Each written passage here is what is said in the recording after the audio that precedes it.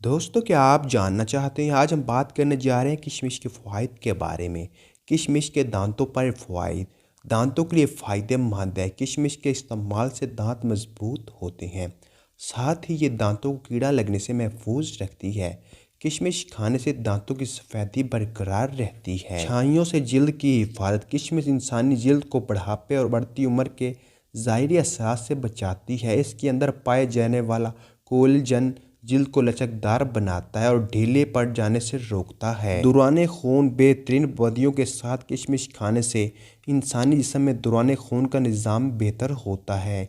ये फुलाद का अच्छा ज़रिया है जो दौरान खून को मतलूबा करने में मददगार साबित होता है। सांस की बदबू ख़त्म करें। किशमिश में वाफर मिकदार में जरासीम कश खसूसियात पाई जाती हैं जिससे सांस की बदबू ख़त्म करने में मदद मिलती है और हर वक्त ताज़ा और खुशगवार सांस का एहसास रहता है।